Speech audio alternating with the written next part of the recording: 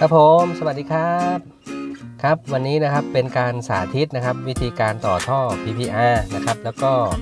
ท่อ PVC ครับผม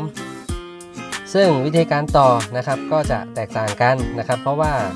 ท่อ PPR เนี่ยก็จะใช้ความร้อนนะครับเป็นตัวละลายนะครับทำให้ท่อนะครับประสานยึดติดเป็นเนื้อเดียวกันครับผมส่วนท่อ PVC นะครับจะใช้ตัวกาวหรือว่าตัวน้ำยานะครับเป็นตัวละลายท่อนะครับทำให้ประสานยึดติดเป็นเนื้อเดียวกันครับผมวิธีการเริ่มต้นนะครับก็ปรับหัวนะครับให้เท่ากับขนาดของท่อนะครับที่เราต้องการจะต่อครับผม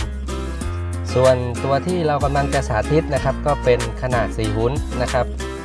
ก็จะใช้หัวต่อ4หุ่นนะครับแล้วก็เสียบปลั๊กเข้าไปเลยครับผม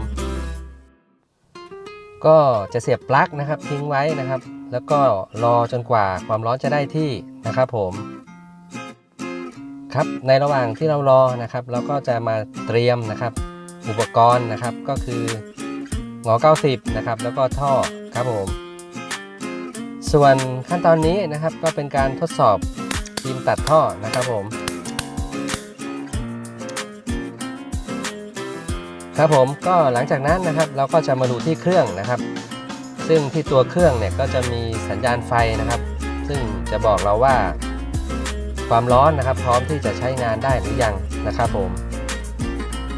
ก็ต้องรอนะครับสังเกตที่ปุ่มไฟด้านล่างนะครับ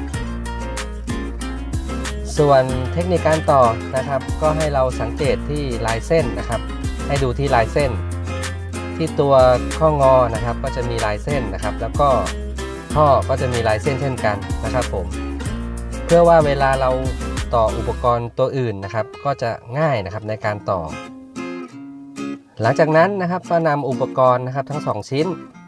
เสียบเข้าไปที่ตัวเครื่องเลยนะครับผมก็ทิ้งไว้นะครับประมาณ5 วินาทีนะครับผมซึ่งขั้นตอนนี้นะครับก็เป็นการใช้ความร้อนนะครับในการละลายท่อทั้ง2ชิ้นนะครับเพื่อให้ประสานยึดติดเป็นเนื้อเดียวกันนะครับผมซึ่งก็จะทำให้นะครับทนแรงดันของน้ำได้ดีนะครับผมส่วนข้อดีนะครับของท่อ PVR นะครับก็คือไม่เป็นสนิมนะครับแล้วก็สามารถนำไปใช้เป็นท่อเครื่องทำน้ำร้อนได้เลยนะครับผมอย่างที่เห็นในภาพนะครับก็คือเป็นทั้งน้ำร้อนนะครับแล้วก็น้ำเย็นด้วยครับผมต่อไปนะครับเรามาดูวิธีการต่อท่อ PVC นะครับผม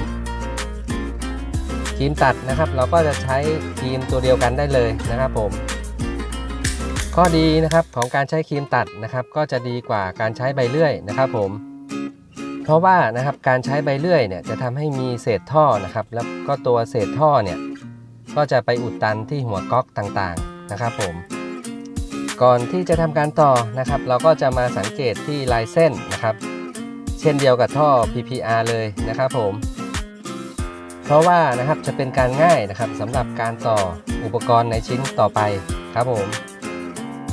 หลังจากนั้นนะครับเราก็จะใช้ตัวน้ำยาต่อท่อนะครับทาไปทั้ง2ชิ้นเลยนะครับผมซึ่งตัวน้ำยานะครับจะไปทำปฏิกิริยานะครับให้เนื้อ PVC ละลายนะครับแล้วก็ประสานยึดติดเป็นเนื้อเดียวกันครับผมซึ่งขั้นตอนนี้นะครับเราก็จะปรับให้ลายเส้นตรงกันนะครับผมส่วนขั้นตอนนี้นะครับเราก็จะตัดนะครับเพื่อที่จะต่ออุปกรณ์นะครับซึ่งเป็นงอฉากหรือว่างอ90อีก1ตัวครับผมซึ่งวิธีการต่อนะครับเราก็จะต่อหันไปคนละด้านนะครับผมซึ่งชิ้นงานนี้นะครับตัวที่ปลายท่อที่อยู่ด้านบนนะครับก็จะเป็นส่วนที่เข้าผนังนะครับผม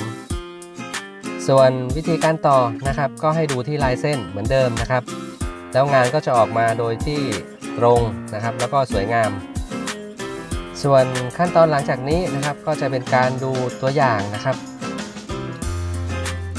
ซึ่งก็เป็นบางส่วนนะครับที่เราได้ไปทำการติดตั้งมานะครับผม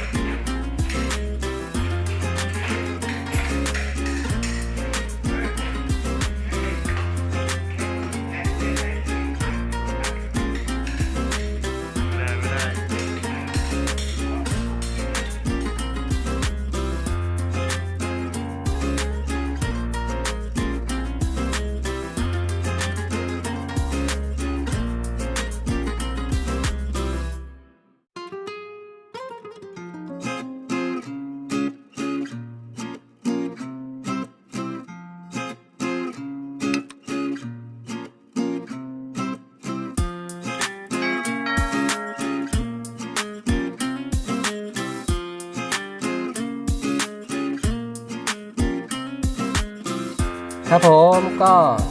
ขอบคุณนะครับสำหรับการชมคลิปนะครับผมถ้าดูแล้วนะครับถูกใจนะครับก็อย่าลืมนะครับ